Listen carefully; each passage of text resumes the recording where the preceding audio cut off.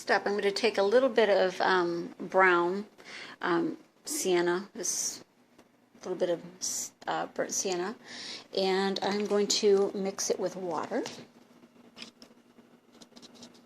and thin it out quite a bit. This is what I'm going to use to draw with this for this next step. Okay, let me mix that up. And okay, now the paint is dried pretty much. It's not coming off on my hands, and it's taken about 5 minutes, which is probably enough time for somebody to go up and get a drink. Now we're going to draw 3 circles here, and you can do a cheater method if you want to. You could take a lid, say, and then paint the lip of the lid and pop it on there and draw a perfect circle if you're needing to be perfect. But we don't need to be perfect. I'm just going to draw them freehand.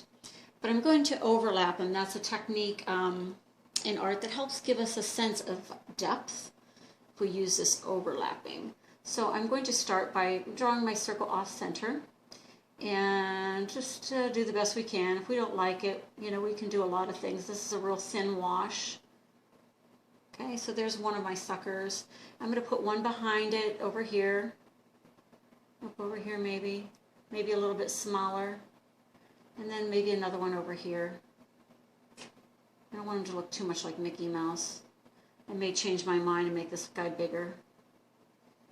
So when we set things up, say if you're setting pictures on a piano or setting up a still life, you'll notice that we tend to like things in groups that are odd number groups. So I'm drawing an odd number of, it's going to be lollipops. And I'm drawing them in a grouping.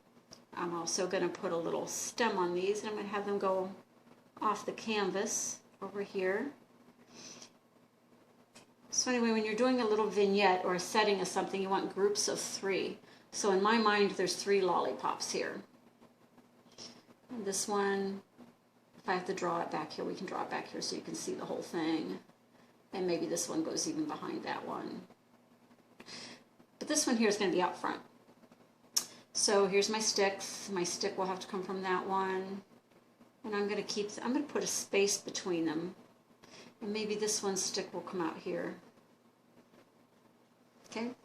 The other thing about drawing a straight line, sometimes finds it to be difficult, but what you do with that is instead of looking at the end of your brush right here, look where it's going to go. Instead of looking at this point, I'm already looking down here with my eye as I begin to paint this. So I can put my brush down here, but I'm looking at the other side over here. And I'm just going to go whoop right over there.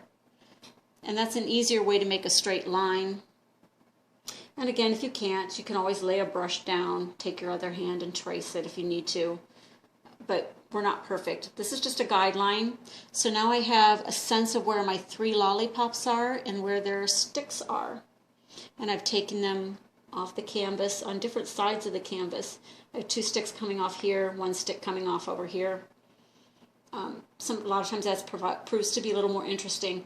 I could even take one over here if I wanted to and forget this one. Whatever we decide to do, we can paint over it. We could also take a little damp rag and wipe off some of this and, in a sense, erase some of it because it's a real thin wash. As long as you do it real quick, sometimes you can do that. So I'll show you.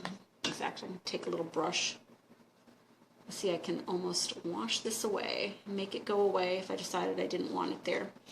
But so that's something you can do if you need to kind of erase. So I've got this drawn, and I'm going to think about this one in front because that's the one that's going to have the most emphasis on it, which is another principle of design. You have something that's important, you want to have the emphasis on that one.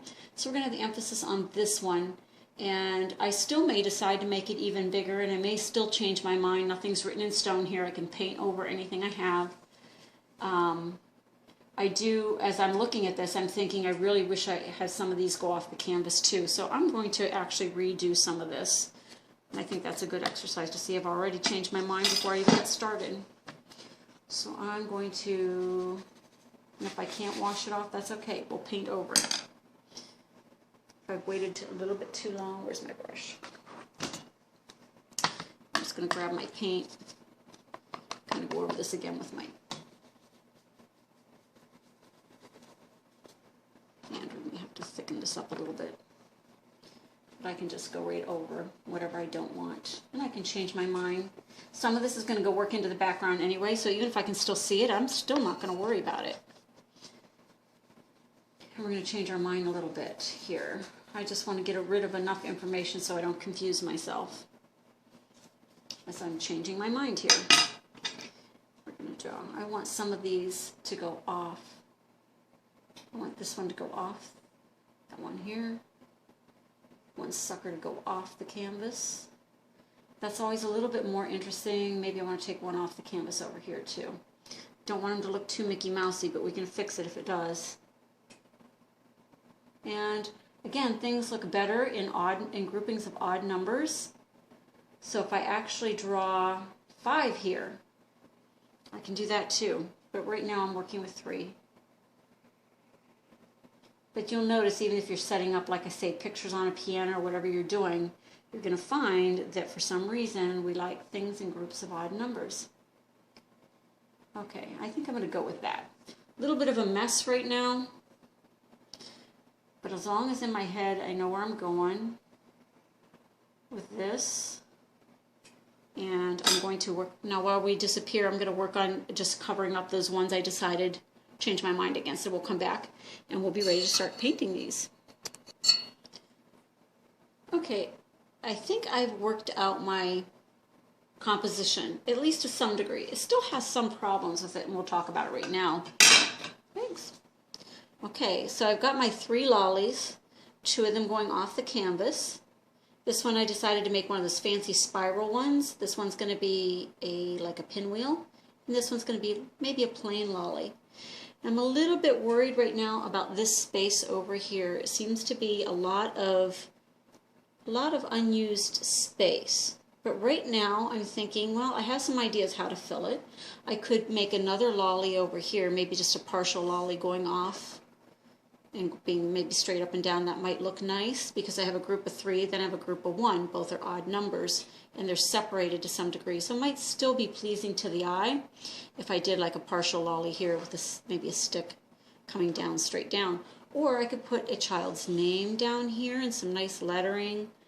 Or maybe I'll fill it up later. But I'm going to think about that as I'm working this painting. So far I've got this going, and we're going to start with that.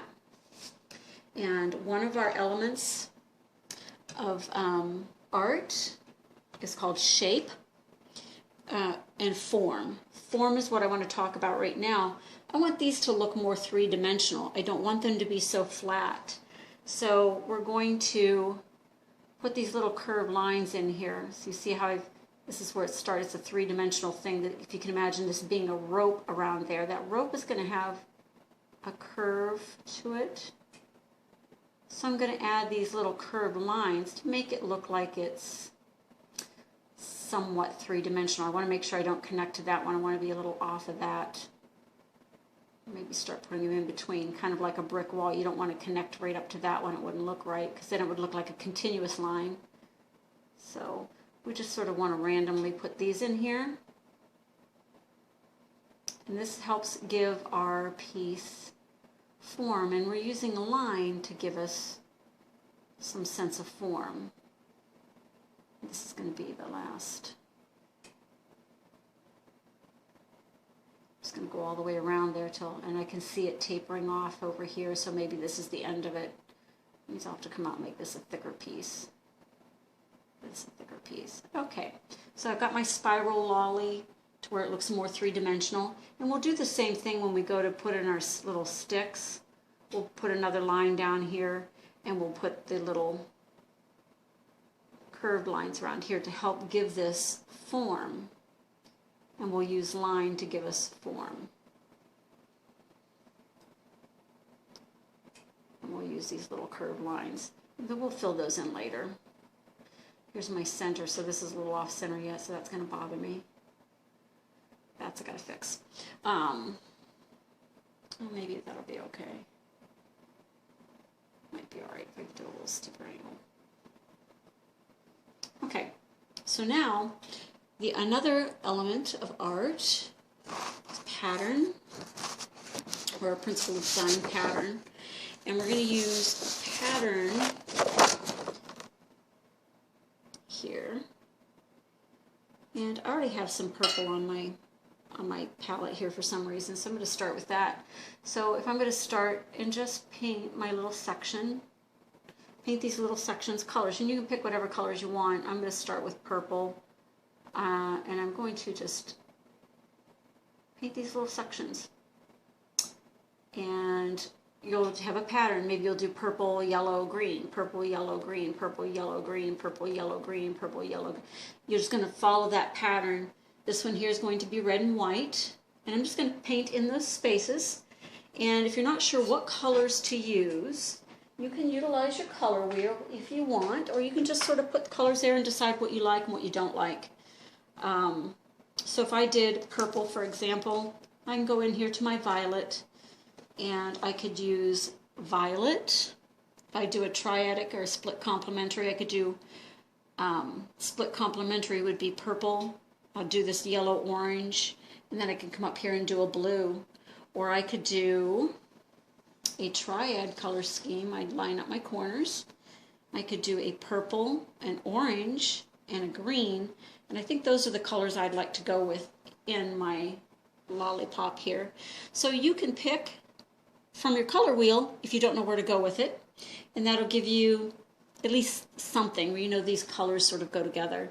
So for me, I'm going to use the purple, and I'm going to find an orange, and I'm going to find a green that I like and have them go together. So I'm going to get my paint ready, and we're going to pause again, and I'm going to paint this. Okay, now my pink's somewhat dried out, so I can go ahead and use this on my palette. Here's my green, my orange, and my purple. If you'll notice, this purple that I'm putting on here is kind of, it's a little bit translucent. So I can add a little white to it, and that white will help make it, or it's a little less translucent, and I don't necessarily compromise the color too much. I mean, it will change the color a little bit, and I'm going to put it on nice and thick, and we're going to paint our pattern here. I'm just going to go ahead and paint all my purples at one time and see if I start to see a pink underneath. Either put my paint on a little thicker, add a little white to it so it's not so see-through.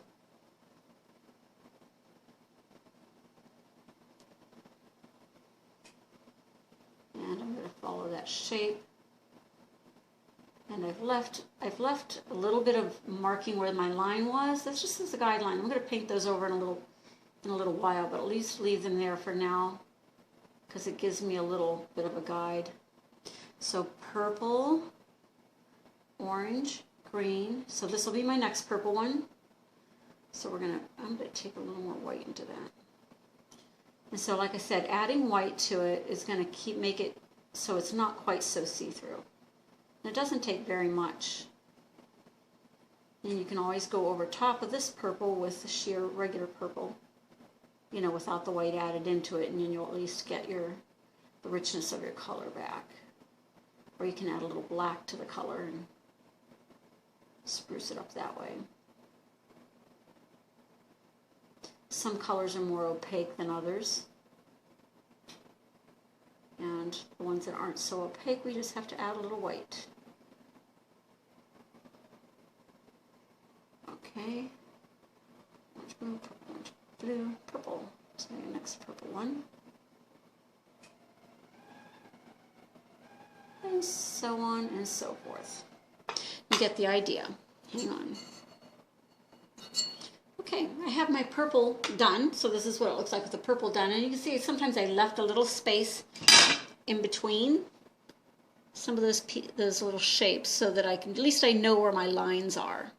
And you have to stop and think about it sometimes. So you do purple, orange, green, purple, orange, green, purple, orange, green, purple, orange, green, purple, orange, green, purple, orange, green, purple, purple, and that's my end. So sometimes you have to stop and think about it, but that's what the purple looks like. I'm going to do the same thing with my other colors, and I'm going to finish this out, and I'll meet you back here. Okay, so I've got my little pinwheel lolly done. Okay, so So the next one I'm going to work on is this little guy back here, and we know that this one's going to be red and white. There's a couple things we want to do here. My red itself isn't probably going to show up a whole lot. Let me find my brush. Because it's a little bit transparent. It's semi-opaque, but it's not real vibrant of a color, and it's not, you'll see it doesn't cover quite as well as I hope it would, and it's not real vibrant. So I have to add a little white to it so that it's not so see-through. But then the trouble is that makes it pink. So the next thing I'm going to do is I'm going to add a little, I can hardly pronounce this. It's alizarin,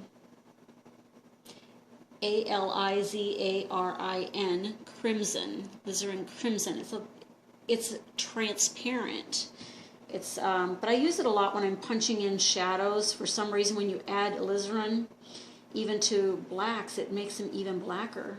I don't know, but it's going to punch up this red a little bit. So I'm going to take my primary red, put a little bit of white in it, and then I put a little alizarin in there to punch up that red a little bit.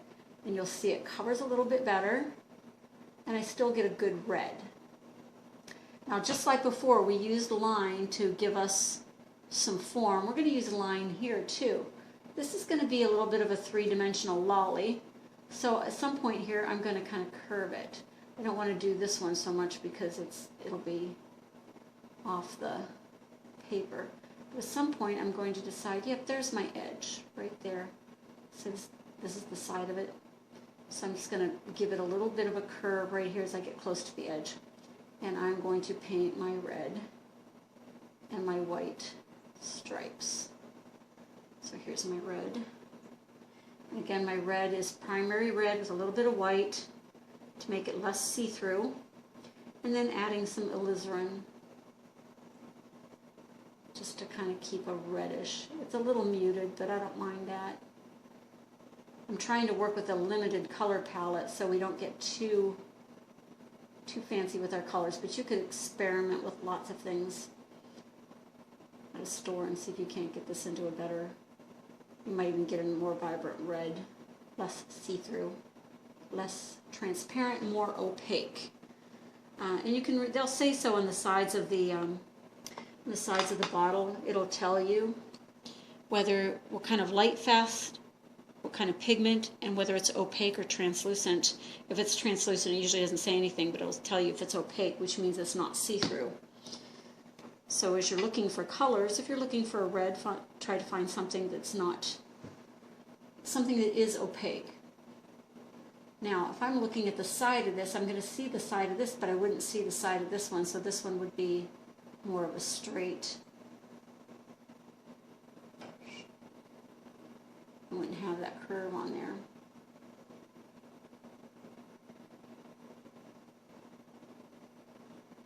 And then this one would be red.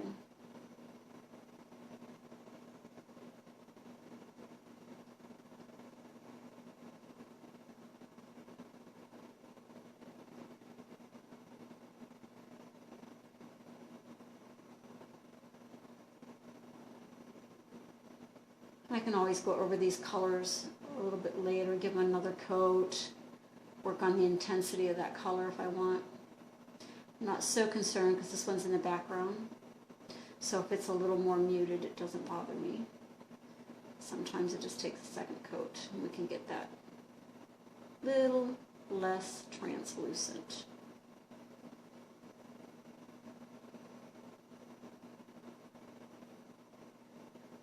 We don't mind seeing those brush strokes though. That's what makes it look like painting.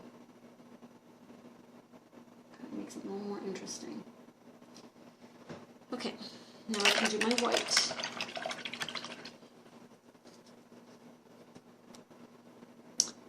And my white is opaque, so that should cover quite well. And again, I'm going to follow that curve a little bit. We're going to end up doing some shading with this later to help emphasize that form a little bit. And if you're a little confused, some terms that we're using in art here are We have the, and you can look them up, you can Google them. There's Elements of Art and Principles of Design. And those will, you know, the elements of art are line, shape, form, space, color, and texture. And principles of design are balance, emphasis, movement, pattern, repetition, proportion, rhythm, variety, and unity. Those things are things in our toolbox. It helps jog our thought process sometimes if you think about them. Sometimes I don't know what to do, I'm stuck. Oh, pattern, I could put pattern somewhere. Or I know what's wrong, I need form. Form would make this more interesting, or it'll help your thought process a little bit if you begin to understand those. But like I said, you can Google them. And I try to talk about them as I work, when I'm working with students, because those are it's an important part of our vocabulary when we critique artwork too. This helps us identify what's not working and what's working, why it works, why it doesn't. Okay, there we go. So we got this one, and again, it might take a couple coats. I am using like a student grade paint, so my coverage might take a little bit more. All right, and then I have to make a decision about this one, and what color do I use? Well, that might be trial and error.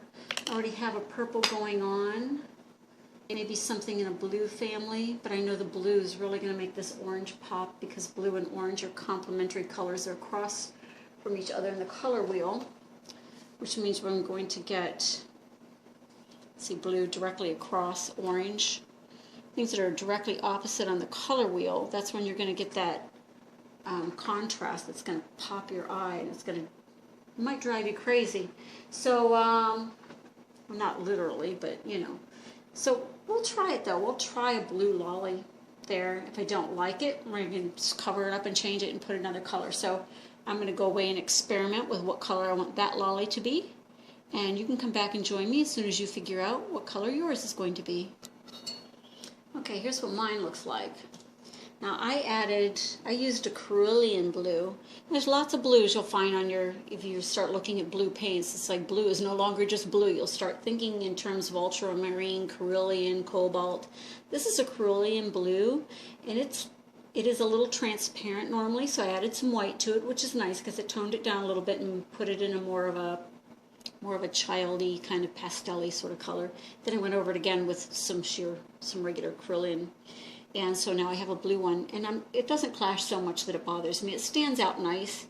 I'm pretty happy with that color for that, so I think I'm going to leave it. And now we're going to paint our sticks in, and sticks are usually a little bit of an off-white, so I'm just going to take a little bit of my white, and I'm going to add that little bit of that sienna brown, so I get a cream color. And as soon as I find my sienna brown, there we go. And I'm going to use one of my thicker brushes.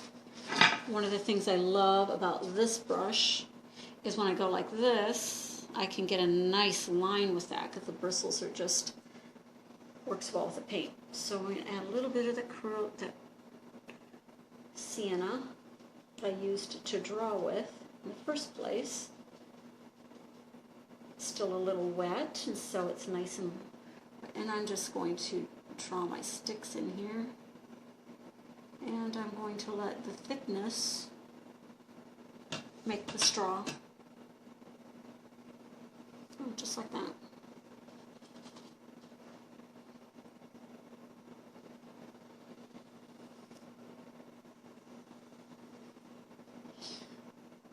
Okay. Add a little bit more sienna, grab some white. Get a nice kind of a light brown, creamy color. There we go.